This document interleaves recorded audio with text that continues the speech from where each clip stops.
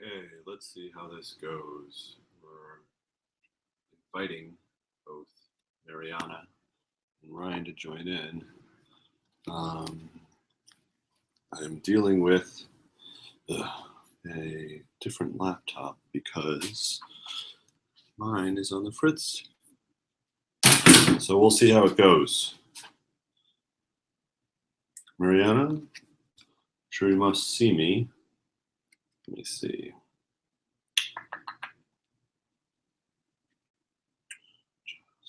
And again, check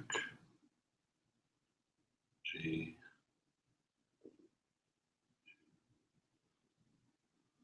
Plus.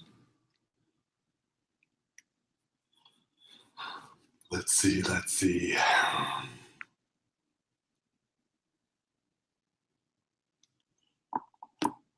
I can't get Twitter on this computer because I don't have my password. I can see it on my phone, which is fine. Let's see.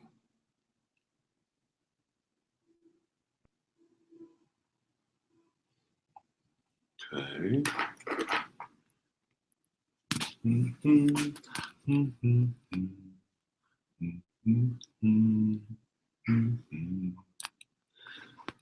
That's what I hum to my son when he goes to bed.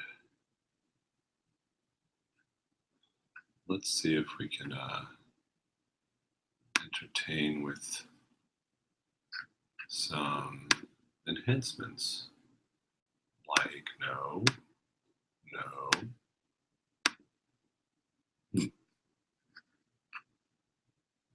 Man, what's that?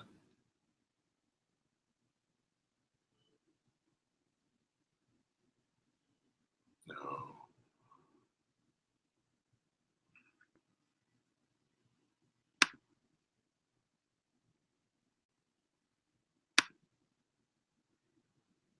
Stamps.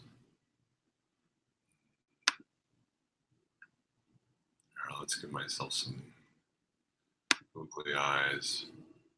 There's one. And there's two. Nothing wrong with entertaining yourself. Nope, you're not sticking. But they'd stick. Enhanced. No.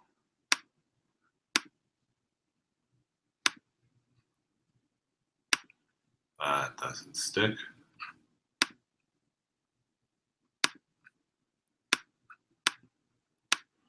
We'll erase those. I don't know why they're not coming.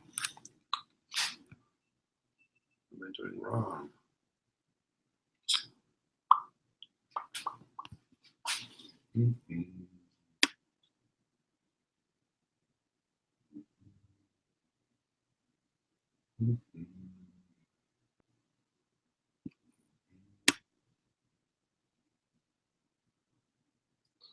Maybe I will kill this hangout and start over. Should I do that? Let's just do that. Oh, we have a viewer. Who's watching? At least someone's watching. Who are you watching? Let's see. Can't find the invite or how to join, says Ryan. Let's see. Ryan. Let's try this one. Right. Let's try Mariana.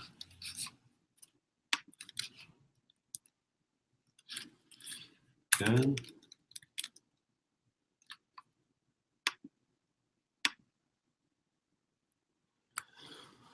Or let's see if we can, in the meantime,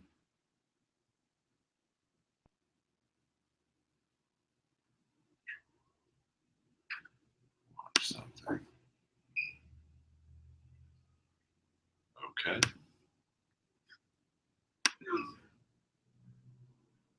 Took the red pill. You see it live. Yeah. Yeah, videos list. Please.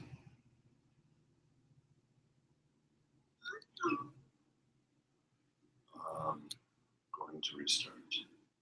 All right.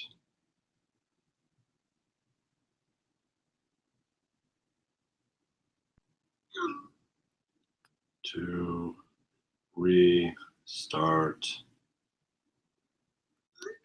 But first, 16th century Mariana. Here we go. Let's watch a little of that for the moment.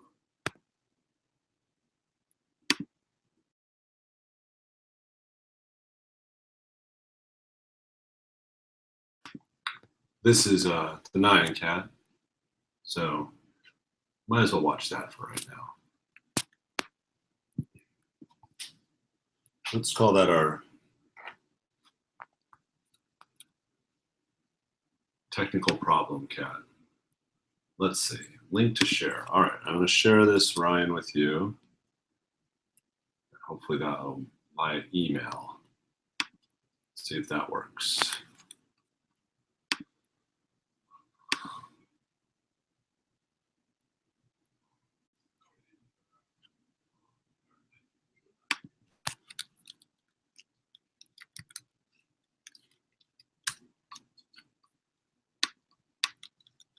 Hangout, URL, paste, send. All right, try that one.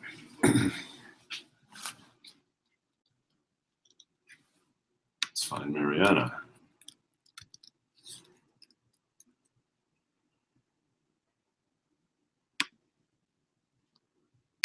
There we go. Oops. Let's try this. Oh. Try this link.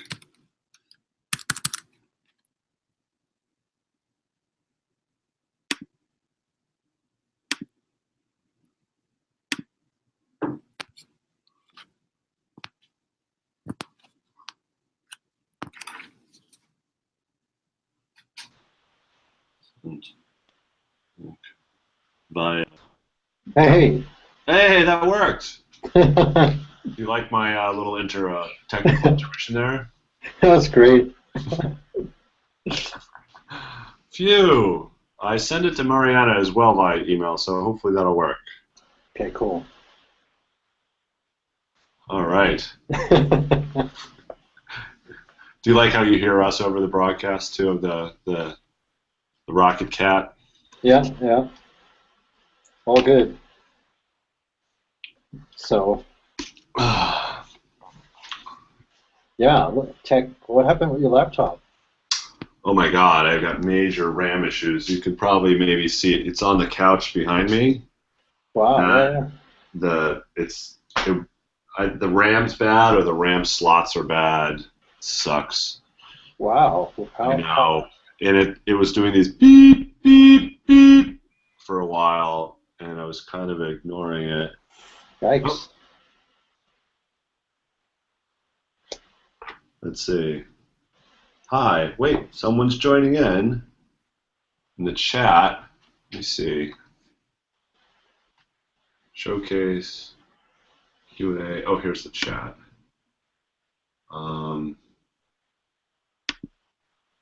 Someone said hi via G+. It's so funny. I can't. Still trying to figure out. Yeah. Oh. We do have someone who's by the event saying hello. Oh. All right. Yeah, I think it's the URL. Yeah. That you need to send out that I got right away. The other method, when I click on viewing or attending the event, it takes me right to the live broadcast on YouTube. So I was able to watch you talking and troubleshooting, which was, you know, you can't hear me, but yeah. And there was also a lag in your responses, in the way that I was getting text messages back from you. It was like an alternate reality. It was actually kind of cool. Oh, we got her. Hey, Hello. Hi, Mariana. how are you? Woo! I'm okay. I'm just doing my volume because you came through loud and clear. Oh, wow. Excellent. Did you like my intermission video as I was trying to troubleshooting? It was a technical difficulties video. Woo! That's okay. That's all right. Now, oh, there was an arrow. Hang on a minute. This could not open because it isn't community. Try again. Okay. Well, we're here. Why? It's giving me an error, but there's no arrow, so that's okay. Yeah, I see you. I think, Yeah. Ryan, you can see, and I can see me. Let me. Yeah. Yeah. Yeah, I can see us both. Yeah. Yeah. I don't know. Hello. There we go. All right. Well, welcome to our delayed start. You can see, Mariana, as I was showing Ryan, behind me is my laptop in triage with its base off as I'm trying to figure out the RAM seating. It's pretty... And next to it is a SideQuest drive disk, which is not helpful other than acting as a tray for tiny screws that are easy to lose. So, anywho, I have my little MacBook Air borrowed from the cart that's helping me out and will probably be helping me out for the next 2 weeks, hopefully. Oh, man. I bet it's that bad. Is it a new MacBook Air or is it an old MacBook Air? It's old. It's like 2011, and it got its like last little fix right before AppleCare ran out, and now that's run out, and now it's I know. Hey, man, mine's 2008. I know you're like running on diesel, right? Yikes. Seriously.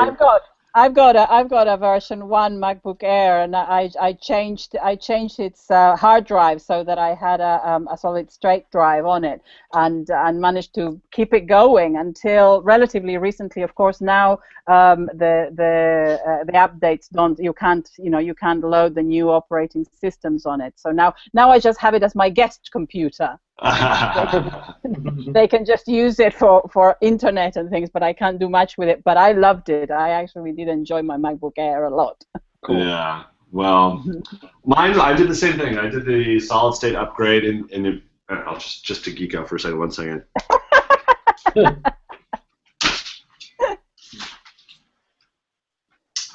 It even has the this is the right here. You can see this is where the CD drive was, and so that's actually a drive tray with the drive in it, and then that's a solid state drive for the system drive. So it had a 1 terabyte drive backup along with a 1 terabyte system drive. So it was pretty awesome, but it's not working. It will be again. For sure. It's sad because I was just gloating. It's like this is the longest I've ever had a MacBook laptop last for me, and then suddenly 2 weeks later, it craps out. Anyway. So I'm okay to come and join you then. Yeah, I'm gonna feed your blog into the CT101 site. Is that cool? That's cool. That would be lovely, because I haven't really had a chance to look at what any of the students are doing. I was just literally trying to see if I could do a few things just to get this multi-site going and create all the stuff. But it would be nice, because it'd be nice to kind of try and do it alongside them and hopefully help you guys with the commenting and all that if I can. No, we're so excited to have you, and. No, I'm sure they'd totally appreciate it. I think we both told our students that you'd be joining us, and so we're definitely excited about that. But why don't you? Is it okay? Would you mind? Why don't you? Because the students will end up watching this later, and I'm gonna put like a time link onto this video so they'll find you, because there'll be the 9cat video in the beginning and everything, and me just standing there. Why don't you? Would you mind introducing yourself to the students? No, not at all.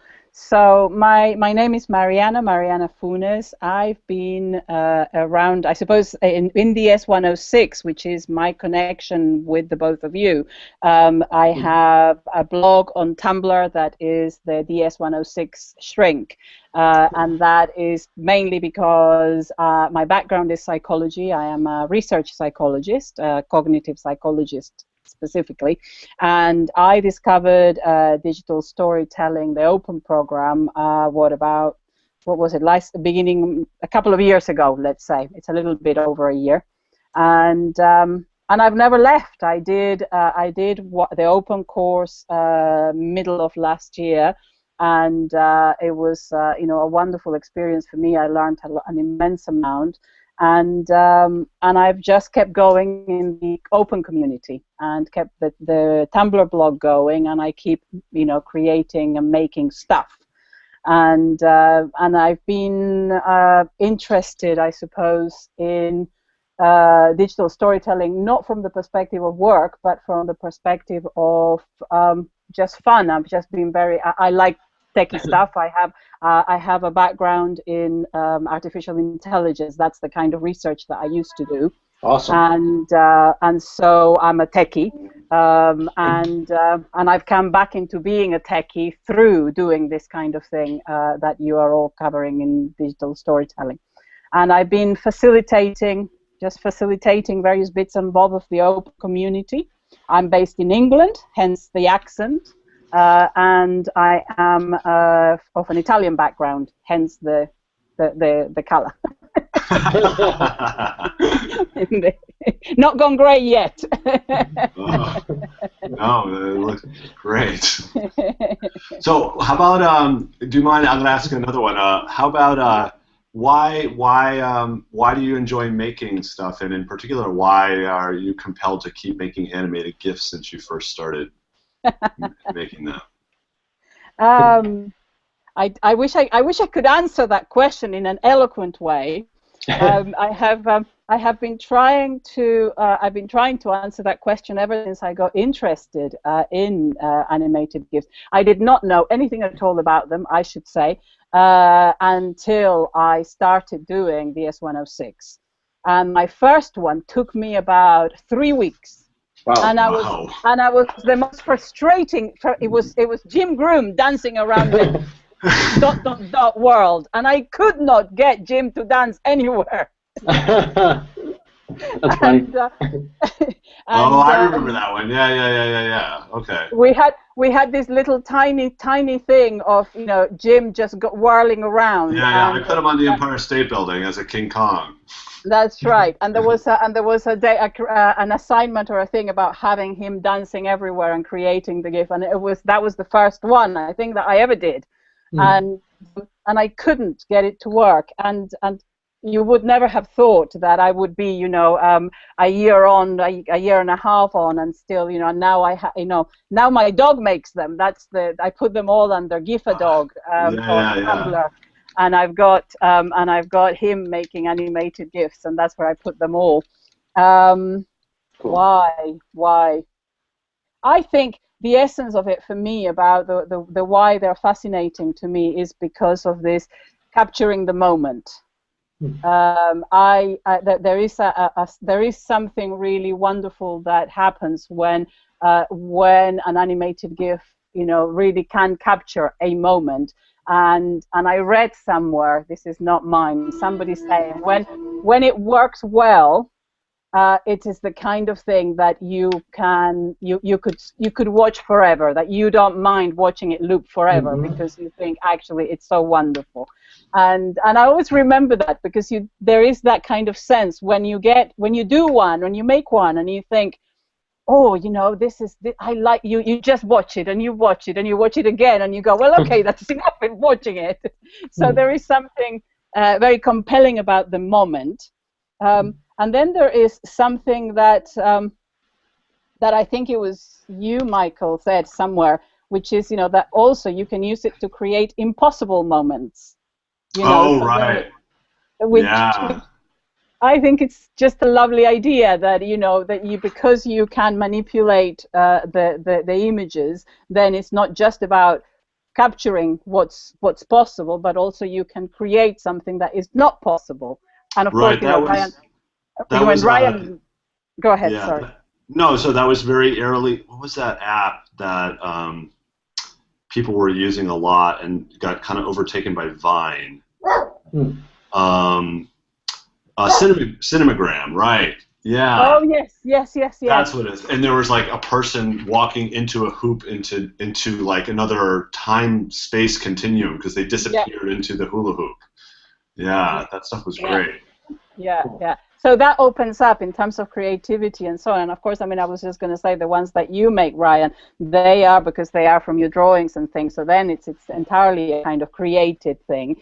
And there is something really beautiful about that. Also for somebody who would never call herself an artist, you know, I'm many things, but I would never call myself an artist. It makes it kind of manageable, where I might not, where I might not think I would, or I wouldn't have thought at the beginning that I would be able to, you know, to make a video or to do a radio show. I have done all of these things now, but at the start I would never have believed I could. The animated GIF is something that feels more contained, that you could learn and you could improve on, you know, that kind of thing. So anyway, I love them, as you know I do. So that's an unfair question, because I go off talking about them. I could talk about them for hours. Well, that's what we're looking for. I think what's so great is the notion of like this, you know, sense of finding comfort with, you know, making media and being part of communities that, you know, I think a lot of our students actually are very wary of, actually, you know. York students have always been not quick to join like Twitter or even Flickr and things like that. They tend to, you know, they're okay with the space that we create for them, ct101.us, and their own blogs, and they're cognizant of that. It's up in the open, but you know, the notion of like feeding it to networks, right? Like Twitter, you know, or even Flickr and the Daily Create, or you know, and eventually even through YouTube and stuff like that. I mean, you know, it's one of the things I hope to continue to talk to them about, and maybe, you know, and you describing your comfort level, where it arose from to enter those spaces and participate. Does that make sense? Like, can you speak to that? You know, where did you first find that? Well, I mean, I think it would probably be useful, you know, my experience would be useful, because I started as what I would call a traditional academic, and my intention was never to be in the open and do anything. In fact, quite the opposite. I had every intention never to join Twitter, and every intention never to do anything that had to do with social media. Wow. And over time, and I would say it has been thanks to the support that I have had from the Open DS-106 community, because I came into the kind of open education arena through the Open University, because I was doing a qualification. So I was doing that, and I started to learn a little bit more. But the Open University didn't work, didn't change my beliefs. It didn't make me want to, I'm going to join this. The thing that did it was learning about DS-106 on my master's program that I was doing on online and distance education. And I learned about DS-106, what it did, how it did it, and I got curious. Ah, interesting. So that's the catalyst that. And I then decided that I would, you know, that I would do it, that I would actually, you know, participate and do a full run of it, and realized that in order to do it, of course, I needed to have all of these, you know, social media things, including having to join the, you know, Twitter, which, you know, I have spent, you know, many a word on how, what an awful thing it is, and how, you know, nobody should ever join it. And now, you know, Alan Levine will tell you, you know, that if I don't go on it one day, says, you know, that the internet misses you, because I go, you know, I use it quite a lot now. But that's because not because of the thing, but because I realized that this was the only way that I could really participate in the DS-106 community properly. Mm. And so I decided to do it and to learn how to use it. And it was that it was my interest in DS-106 that then drove my willingness to engage. But at the beginning, I would have said no to a Hangout, for example. I mean, I made a decision that I didn't want my face to be out in the open. It's a staged process. So, you're saying, and maybe I can help your students in that way, in that, it was never a kind of all or nothing. I was never forced to do anything. Whatever it was I wanted to do or not do, the community always respected. And that made a big difference because I felt supported by people and I didn't feel pressurized into doing something I didn't want to do. And so I felt I was being informed of what were the options, and then I could take them up as I wanted to. But I also had to make very clear decisions about how I use these things in the context of the rest of my life. Sure. Because people found me on Twitter. And then I've had to have very serious conversations with them because I go, don't bother following me because I ain't going to follow you. Because I do not use Twitter for anything else except for my educational technology and specifically my kind of learning. For me, it's my kind of classroom. And I really only use it for DS-106 and OpenEd stuff. So I'm not interested in having chit-chats. So... Right. If my friends want to find me, they find me elsewhere. They don't. Well, if they try to find me, but I don't. I ignore them. And so there is the serious point about that is, of course, that each individual then needs to make some choices about, which is what you are trying to get them to reflect on in these early weeks. I think. What is it that you want? What does it mean for you to make decisions about using social media to learn, and then what boundaries that feel comfortable for you or not, I guess.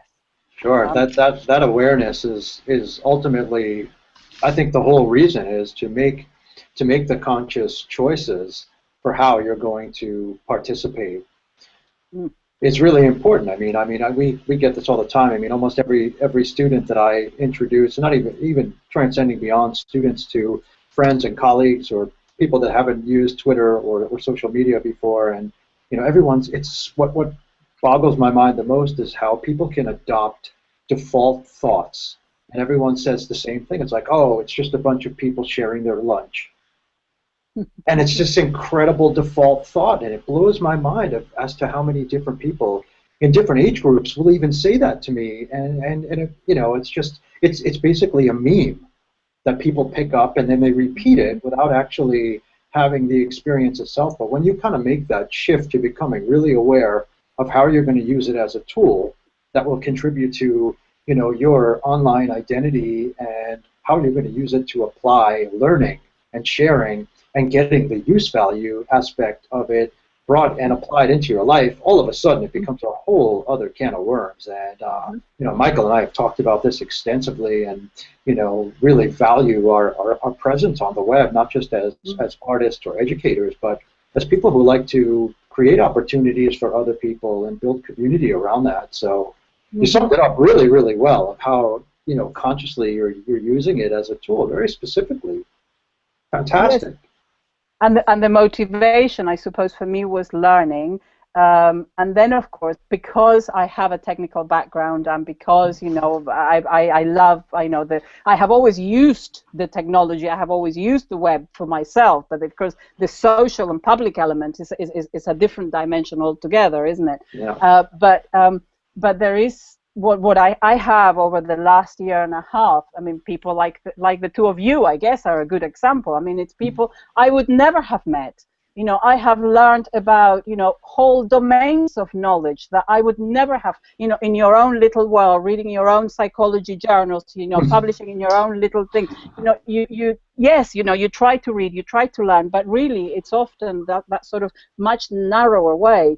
Whereas, now, I talk to people, who are, looking at all of this from a sociological point of view, from an ethnography point of view, from this point of view. I've met, and I've learned things that I would never have learned if I wasn't doing it this way. And and that is wonderful. But of course, and this is where my focus always goes, that it does have a shadow side, and it does have its dangers, and it has, all sorts of, it's like Gardner Campbell, I think, once said to me, he used the image of the serpent in the Garden of Eden.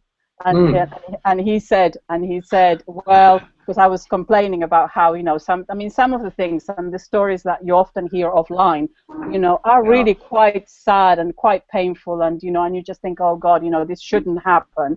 So I was, something had happened, I can't remember, not to me personally, but and he said, well, all the wonders of the web, all the wonderful connections and the wonderful things that you can make.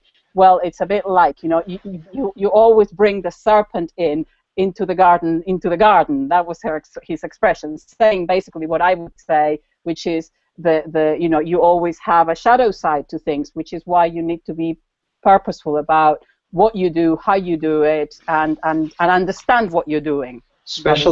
Especially on the internet. And one of my favorite authors, Seth Godin, puts it so well that the internet never forgets, and the internet always finds out. And I think it's just such a fantastic quote, and it's so true, and it makes me think about young people before they become fully aware of how they're using the internet, and they're 12, 13, 14, 15 years old, and they're just putting all this content out there about themselves.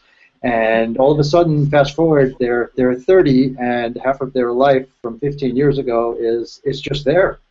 And the images are there, the behaviors are there, the actions are there, and that's something that definitely has to be thought about. And one of the first projects that Michael put out in our class is making students aware to consider that. How do you want to be viewed online, and how will that affect time as you evolve as someone, developing and building a digital presence. It's pretty interesting. The whole psychology behind it is still in its infancy. Really. Well, so and I'm of course that's the bit that interests me around how do people relate, and what happens when you are relating in this kind of mediated way, and what choices you make and why. That's sort of what my particular bias, I suppose. But it's interesting though that you say that for that there is a kind of trend in your students that I guess they use it for social purposes, so they use it for their friends, but they don't want professors to be hanging around there. I think it's not even professors. I think they're very conscientious of and resistant to the notion of putting their real name out there, and in a context other than something that You got to meet GIF dog. He's very busy making GIFs. This is him. Yeah, I remember the 3D GIF of him. Go on, little man. Go. We're talking. And go on. A very good example. Here's an example that I think connects with our students. And so,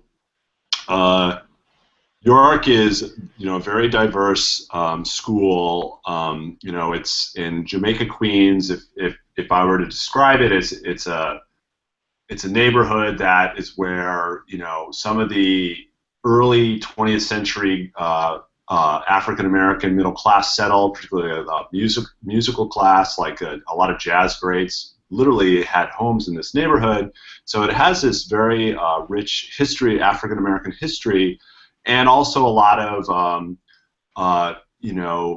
communities from, different parts of the world that have concentrated and found their neighborhoods. Like there's a huge Bengali culture, there's a huge Haitian culture, and so, so these are communities that generally have not been comfortable putting themselves out there. I think, generally speaking, in a broader contemporary, in a broader web culture that doesn't necessarily treat them well. And a good example of this was a student of mine that 2 years ago was a senior, and we were in our portfolio class, and he was a web design developer student, and he'd been working on his portfolio, and he was willing to put his real name out there. all right, and he attached his name to the site, and he was showing samples of work and stuff like that. But he had this pseudonym that he used for performing as a hip-hop musician. Yeah. And it was this deep, deep persona, like dozens of YouTube videos, incredibly talented, great work. And he was afraid of making the connection. He wouldn't connect his real name with this persona because he was afraid of the way that the community viewed, would stereotype him as in a negative way, as a rapper saying this or that in his lyrics and things like that. And so he was very much at torn between putting together, because one of the affordances of social media is this opportunity to show personality, right? Like, in your interests. Like, I think of Tumblr as a wonderful example of that. Like, the way I treat one of my Tumblr blogs is to showcase stuff I make, but all the things I think are interesting, which is a mixture of art and technology principally, and conversations about remix and patents and all this web cultural phenomena. And so I can share that, and that's an advantage. To me, I see that as a potential advantage. Like someone, and if you compare to individuals and they have similar skills and they're seeking opportunity out, whether it's the workplace or other avenues, this person, if that is willing and able to comfortably share their interests and other abilities that people you believe would appreciate, that's great. But this student couldn't do that, and it was really sad to me, because here is someone who has this. If you took another student who was equally talented in music and was doing, I don't know, some sort of more or I guess less of a race-based or controversial art form, then he would have probably shared it and be like, wow, that person's a musician too. That's great. There's a commitment to playing and making music, and that's a commitment that we value as a community, even though this person's looking to be a web designer, right? And so those are the things that I'm thinking a lot about with our students. And one of the reasons I didn't, we deviated with, this is the first time that I've hard pivoted away from DS106 directly. So we're not feeding the students into the ds106.us site. If you read the syllabus, you see there's a lot of control given to the students. Like, you can do this, but if you don't want to, like, look to things like, GIF fight or Reddit Photoshop battles or all these other tropes in GIF making and digital storytelling that exist out there, and present them. And I'm afraid that maybe I've given away too much control, and they're kind of not. They need more direction, because they're like, DS106, it was great. It's like, it was very simple. It's like, all right, do 10 stars worth of visual assignments by next week, right? And so by not doing that, and not forcing them to use Twitter or Flickr for the Daily Create or YouTube for the Daily Create, I'm trying to find this balance of giving them control, as we're saying, is really important, because that, like you said, it steered your interest. Like, you felt like it wasn't an all or nothing to get into DS106 and social media. So the first step was like, okay, we just made them authors on our blog site. Yeah. Then we said, now you have to build your site, and we're aggregating it to the site. And it's like, that's the next step. And so I'm trying to imagine, and maybe you can help us imagine, what's going to be the next step to build their confidence and comfort level, and building a presence of themselves that they feel will be respected and given a fair shake. So here, this might be interesting, because one of the reasons why I got attracted to it, to your site and to what you're doing, I had a conversation with Rochelle Lockridge. She's trying DS106 in her company, and we were talking about the different ways in which you can introduce some of these ideas to people. And I used your site as an example at a point at which I hadn't really even thought about being part of it, but because I think that what you're doing from a design point of view is great, because it does mean that people, the conversation I was having with Rochelle is, not everybody feels safe to be able to open up a Flickr account, do all of the things that we would do in the context of the open DS-106. But what I was saying about what you've done is what you've done a similar thing to what Rochelle and I did. What we created in the summer, we did a DS-106 event thing, and we created just a free WordPress site because we wanted to experiment with what happened when you got people to create together in the one site. And in a way, this is a kind of version of that, where you're bringing people together so they have the safety of being in one space. They know they have your support. They can create and make things in there. And then it's like a staged approach, isn't it? And some people are going to be willing to go to that next stage, and others are not. But I've been thinking a lot about this, which is the bias that exists with people have got to go to a kind of public persona, and that therefore, unless you're willing to do that somehow you are not able to benefit from some of these spaces. And it shouldn't be that way.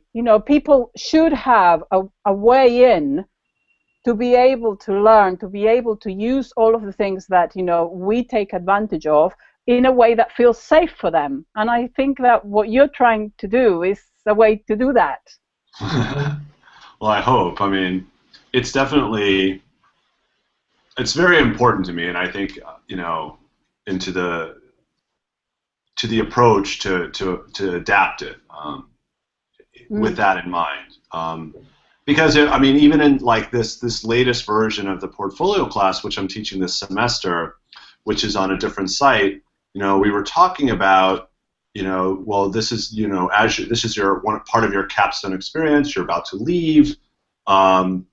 There's a good reason to have a public persona through a site, and then part of that process was to look at for sites that you think were good examples, good sites of public persona, and first they were just looking for, and it was a lot of professional stuff, but then I said, well, go down the rabbit hole, try to find people that are like, look at graduate programs, and you'll likely find students who are a little bit ahead of you by only maybe a year or two, because, and all those programs, those MFA programs and stuff like that require, some sort of digital portfolio. There's no physical portfolio process anymore for the most part with MFA programs. Yeah. And they found tons of great examples, which was awesome. And every single one of them had a connection to social media, like every single one of them. Right. And so, and then I asked them, and they adored these presences, and they were all over the place. It was great. There were some that were like, like, wow, that person's stuff is amazing, to like, wow, that person's stuff is like, it's not great, but they're like, arranging stuff and trying. They're putting themselves out there. And I asked how many of them would be comfortable putting a social media connection to their public site, and maybe one person said yes. Wow. So even though they discovered and saw for themselves, like, there obviously is this value and it's there, they're still very reticent. And so that's why my headspace is spending a lot of time right now. And I suppose I guess the thing is to find a way that people could participate but not feel somehow pushed to have to behave in particular ways. And what I mean by that is, one of the things that I notice, and I have enough experience to be able to manage situations, but I guess your students, that they are younger, they're at the start of their career and their life, aren't they? And some of these things that can happen in the context of social media it's true that it isn't, not all of it is under your control, and so in some ways it's like, how do you navigate it in such a way that they can benefit and they can understand both here are the things that might go wrong and this is how you deal with them, and here are the things that you could benefit. It's that imagery of the serpent in the Garden of Eden. Well, kind of, it's all there, and part of our job is to say, this guy, Alec Kouros, do you know him? I know. He's in my Twitter network, if you will. Okay. Like, so, yeah. but you know that he has had his identity stolen. Or Right, may yeah, not. like people using his image in a sense. Yeah, Alan was just writing about that recently too. Oh yes, because he had his and he was making jokes about how he wasn't as good looking as Alec. That's why he wasn't going in the same spaces. Yeah, that's right. Well, but he's worth having a close look to, from the perspective of when things do go wrong, then he's a great example of teaching his students how to manage all of these things, because what he's put it out there. He's basically he's got several posts where he talks about this is what's happened, this is how you handle it, and this is how you find information, and this is how you evaluate the accuracy of things. So he's turned it into a teaching thing. Yeah, that's really cool. And Very I thought that was really, really cool. I'll send you because it's sometimes hard to find in amongst all the stuff. Like Tom says, he says, I go, I'm sure you've seen this, and he goes, the internet is big. Like, I'm sure you've seen this. You must have seen this. Yes. Very cool. But yeah, I mean, that is, I think, in an ideal world, that's what our roles as educators should be, which is to say, here is the thing, warts and all, but there are ways to navigate it so that you can benefit, and then maybe that addresses some of the kind of fears that people have, but also finding ways in which it doesn't, like, allowing people not to have their real name, allowing them to, I mean, it's been really interesting to me, for example, when I created the GIFs account. Very interesting, because, I've made the choice early on that I was going to just be myself, and, I was just learning on there, so that was, my space. But it was interesting, because it was through, the S106, and because we played with, creating different things on the web, that I can't even remember how it came across, but how it's kind of grown into a something. It has a little identity of its own. This is in Tumblr. In Tumblr, yeah, the GIFs thing, because, and I think it is interesting, because I do think it has allowed me to make things and to create. It's where I've started calling what I do. I call it GIF art. In my tags. Rather than just some rubbish that I put together. And so, the serious point about that is that having the ability to create something on the web that is public but anonymous, it is a kind of intermediate stage, and is something that allows a different kind of thing. And again, that can be a positive and a negative, because negative behaviors can hide behind anonymity, but there is a positive way of using it too. Right. This thing about all the animated GIFs that I've made, and I've gone off and I've explored and I've made this and I've made that, and mostly I'd have to think about what is the difference, but because I have most of my animated GIFs now under GIFs, and there are some that I publish under the DS106 shrink. Do you have thought about which ones you choose for which and why? I haven't. No, I never thought about it. It just sort of I'll think about it, but I don't know. Possibly because in some way they're more related to the psychology element versus just the ones that are just stuff I like. Probably. Yeah, I mean that's that. I appreciate that both Twitter and Tumblr allow you to create these spaces that are based on projects rather than your real name. And I think that's and it doesn't have to be. Maybe it's connected in your account, like if you link those accounts together. Because I have definitely jumped into using Tumblr for projects, and I think one of the things is I like this notion of GIFs as a project that's about taste, and interest, and that's that's one thing we can. It might be that could be a particular project we just asked the students to do, is to create a Tumblr for the sake of aggregating taste and interest, but give it a name that you're not you know isn't associated with your real name, and but it speaks to what your taste is, and in the context of your sites, you can write about it a little bit and give us some sense of how it's going, because they do get their own life. That's what is cool. I mean, cool thing about Twitter and Tumblr is there are a lot of people that appreciate people's tastes. Sure. I mean, Twitter is more about sharing of interestingness in the form of links and articles or just jokes. Yeah. And then Tumblr is similar, but it's more geared towards visual culture. Yeah, for sure. And people appreciate that stuff, and I like that about both of them for being good at what they give you the opportunity to do.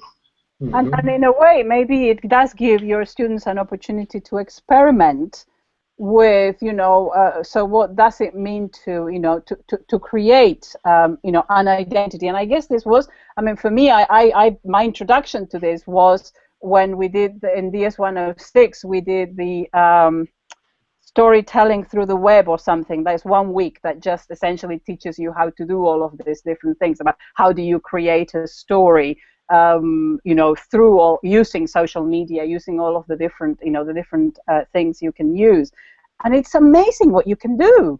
Once you we have GIFs. That's the other way, because I'm the sort of chief executive of this big company, and actually you end up having within no time having people tweeting you and saying is it real? Can I have one? Yeah.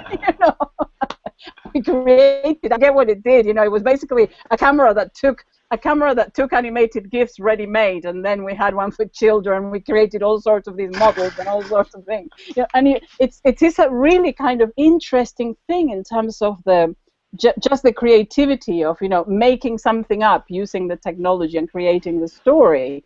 And maybe if they can see it that way more, then that's I suppose was my way in, because I just found that so much fun, and I learned the kind of serious part of it, i.e. how I could use it should I want to, through just having fun, creating this thing. The other thought that I had was, I wonder about having more kind of hangouts or conversations with people like the Phoner people. The Jonathan Worth does this photography and narrative course, and he's very big on kind of getting the students out there and connecting them with people, and basically saying put your work out there, narrate your work. This is how you're going to get access to a global network of people which you wouldn't get access to if you were just stuck in the university of in Coventry in the north of England. I don't know, but it might be worth if your students could see how, say, examples of other students that are benefiting from it, then they could kind of see more the sort of upside of it. Yeah.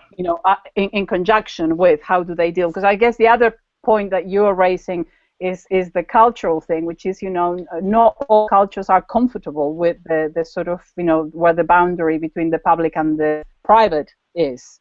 Right. We put it in one place, and other cultures put it in different places, and that I'm sure must have an impact. I don't know enough about the different cultures that your students come from, but I could imagine, I do know a bit about cross-cultural psychology, and I could imagine that actually there are some things that are playing out that are to do with what is accepted or not accepted within their cultures. We should just ask them. Yes, and you might, again, I could send you some stuff. There's a lot of work that's been done around this sort of basic dimensions in where cultures differ, and how are they the same, how are they different, and I could look. I'm not sure. I'm sure there is some stuff that has been done around how the use of the web and how they use it. Different cultures. There must be. Oh yeah, there is this guy.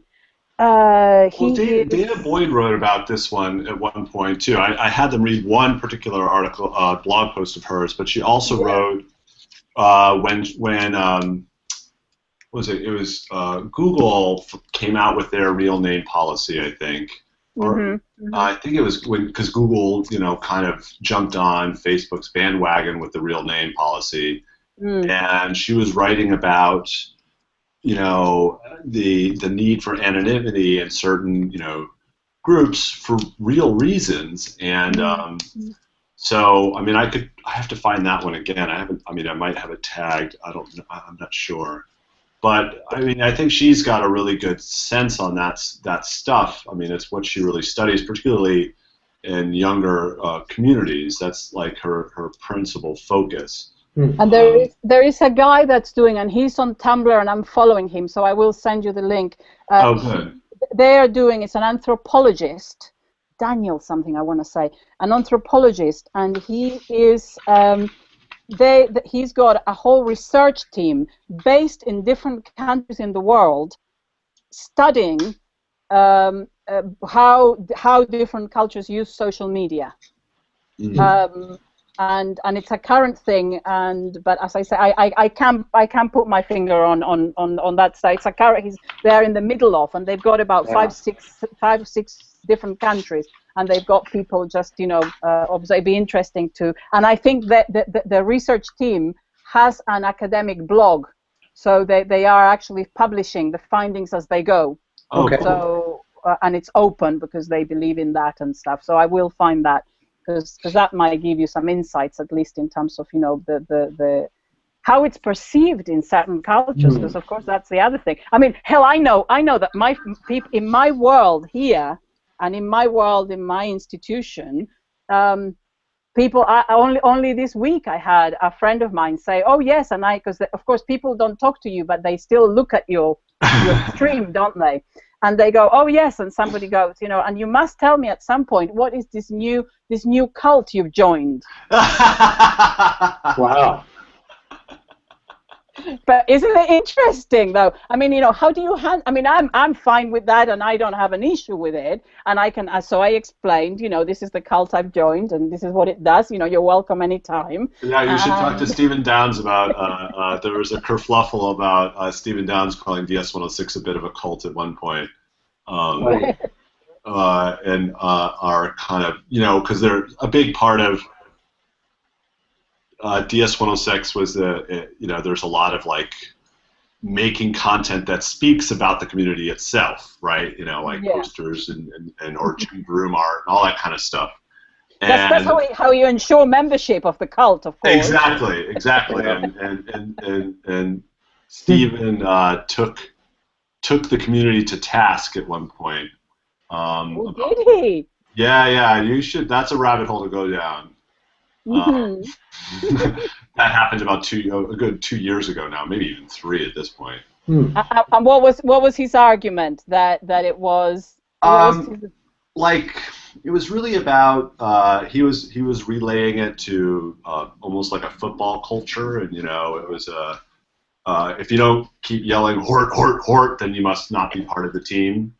And it has this certain amount of groupthink, I guess, that he was questioning, and you can find it in the context of like Alan wrote about it. I made a little video about it using I'm blanking on the tool now. The tool where it's a text-to-speech generator. Oh, extra normal. I made an extra normal video about it. Yeah.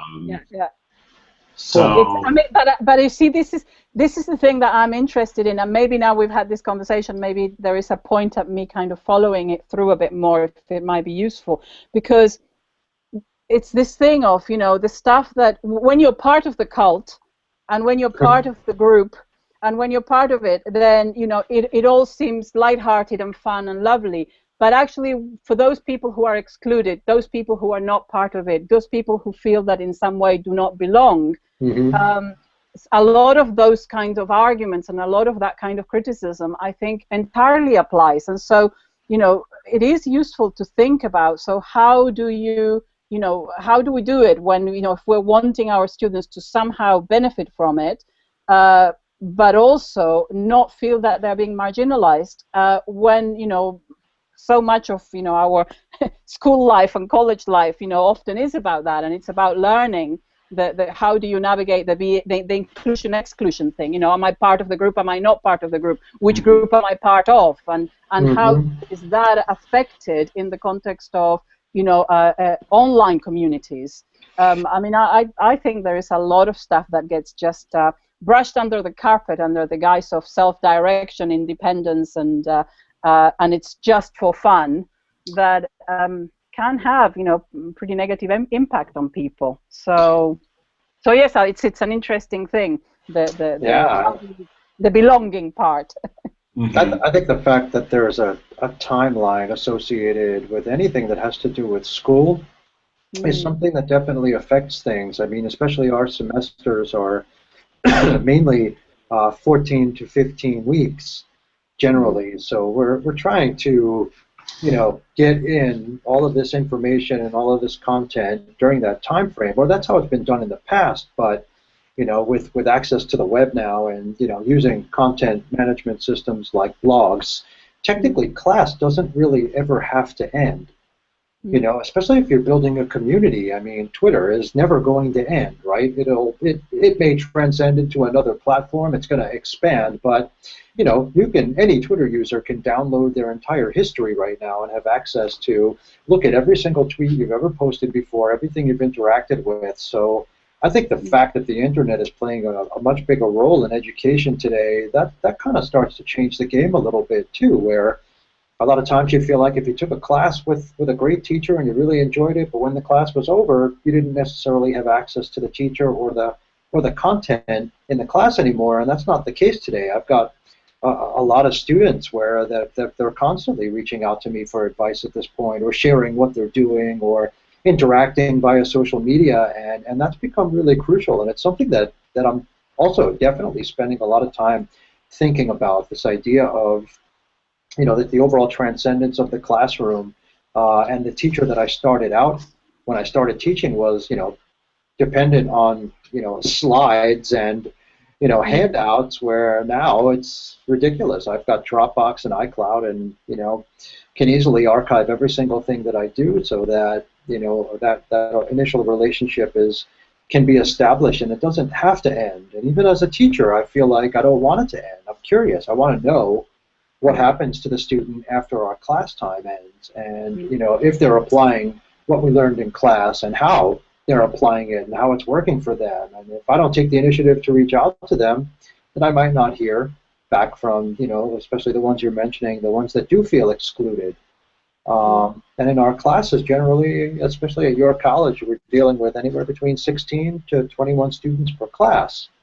And everyone is really their own independent universe, you know, in and of itself. So getting to know everybody and what their needs are, and you know, especially even on an emotional and psychological level, because, you know, we're presenting and asking people to, you know, interact with certain content, but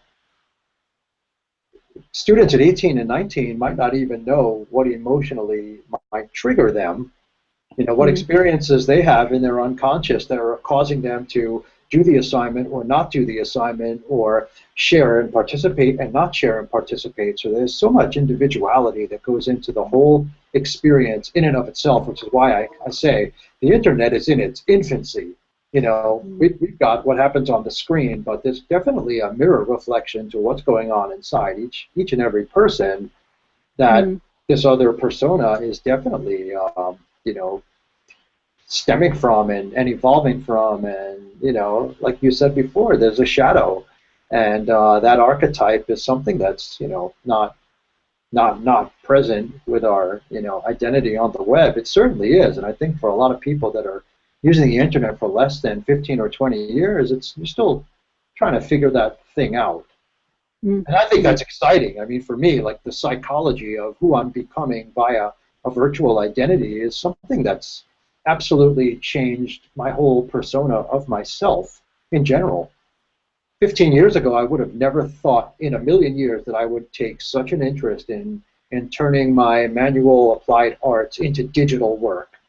You know, I was so bent on drawing and painting and sculpture, and now it's like 50% of everything that I do is digital now, and I can't get enough of it.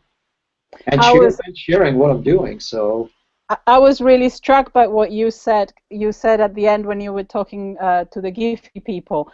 I was really struck by what you said about when you talked about the students. You know, you kind of, you know, not any specific students, but generally you were talking that you might have a student who face to face isn't able to express themselves very well, and face-to-face isn't able to, you know, really artistically even or anything articulate anything about their inner world, but that actually having the mediation enables something to happen that, you know, sometimes helps you discover amazing talent in people. I was really struck by that because I think it balances really, really well this other side to it, which is, you know, that actually there is something that gets diminished in our humanity through the mediation. It's a both and, isn't it? Or it can be. But I thought actually that in a way you were saying, isn't it a wonderful thing?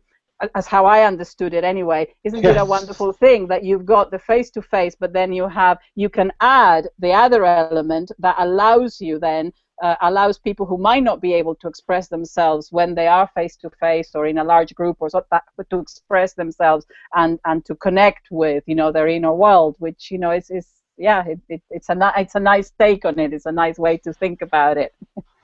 Absolutely. Thanks so much. And like I said, I spend a tremendous amount of time really enjoying that thought process, and just watching our students create from week to week is just an incredible thing. And I'm super lucky and grateful that Michael gave me the opportunity to be a part of this. They're lucky to have you. It continues to promote what I really believe in, which is, you know, is sharing and collaborating and discovering in process, and being open enough to say what works and what doesn't work, and how we can build off of the results that we produce, rather than saying, you know, this isn't going to work out or this might not be able to be applied. It's just a matter of just kind of measuring, you know, our results and going forward based on that. And I just, you know, I find that incredibly exciting, and it just continues to redefine anything I thought. It continues to prove the best of us is up our sleeve before we even know it, and that is also really exciting to me.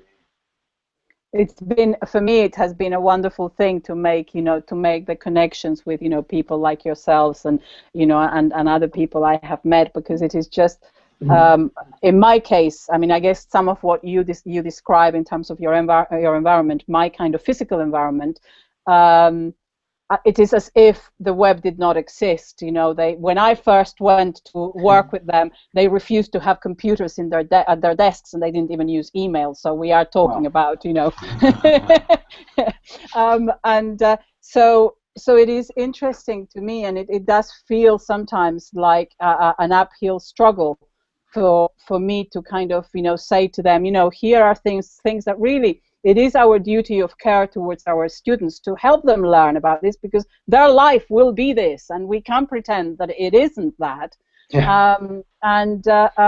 So it's lovely for me to be, you know, to be part of a kind of wider network of people that are doing just what you're saying, Ryan, experimenting and actually understanding that there are going to be things that are not going to work, that there are going to be unexpected and unintended consequences, but that, you know, we work with that versus I just don't want to see it, and I'm not going to be, you know, I'm not going to be part of it, which you know, tends to be my experience, certainly in a lot of and a lot of other people I know that are working in a wider network through the use of social media, but that actually do not have the support of their institution at all to do it.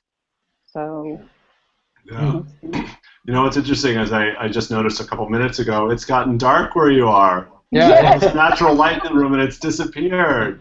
Yes. Because it's getting to that time. They're going to change the time, the summertime now. I just got this little light in here, and I thought I'd try so that you could at least see. But yes, it suddenly got all dark. It's also been a really nasty, ugly, rainy day today. Oh, wow.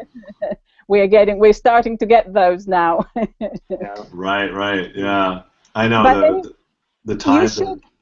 Go ahead, sorry. You should tell me, you know, if there is stuff that would be helpful, because, you know, I'm happy. I'm really happy to you know, to help out. And my interest sort of from a personal point of view is that I've started to play with the kind of WordPress and making things and doing stuff that I normally pay other people to do for me. But I thought I would do it myself, and so I'm interested because I'm just learning, just learning some stuff, and also I am interested in the kind of following through the way that you're teaching it, because I actually think it has more potential for the sort of audiences that I might be looking to reach than the totally open community. Because it's a step too far, I think, for some people that might be interested. It's a first step too far, right? It's a big first leap, Exactly. Well, that's great. I mean, I think I definitely want to find that. I hope you can find that person, Daniel, in the cultural studies of how different cultures use social media. And see if there's, because I think I'm always interested in finding these other ideas for reflective questions based on interesting reads for the students. And I have a Google Doc where I've listed some stuff. I definitely have some questions at some point that we'll do around archives and how this sense of what an archive is compared to, say, a personal collection that happens to just be posted online, and how it's just yet another way to showcase interest and it's another form of digital storytelling in a way to me. We think about these obsessive collections we used to keep in our closets, in our attics, and stuff like that, but then to surface them on the web, it suddenly becomes an archive, like a real archive that could potentially have value and things like that. So those are interesting things, and so I mean, I have a spot where a Google Doc I can share with you as well as that I've shared with Ryan, where it's pretty hodgepodgey and messy, but definitely a place to share links. What's that? A lot of good stuff in there. Yeah, and a lot of it's based on DS-106 and the readings from Gardner, and I try to find whatever in Jim talking about domain of one's own and stuff like that. So I mean, I'm always the other thought I had. I wonder whether this would be a good way a way in for your students is having the web come to class.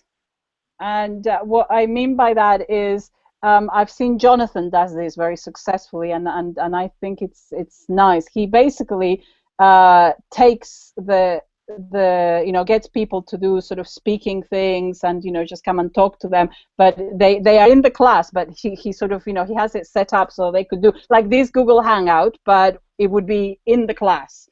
But then he also gets really interesting people that the students would be interested in, like the Giphy people, like you would do, like you did the Hangout. But instead of doing it as a kind of, just the two of you, he does it in the class.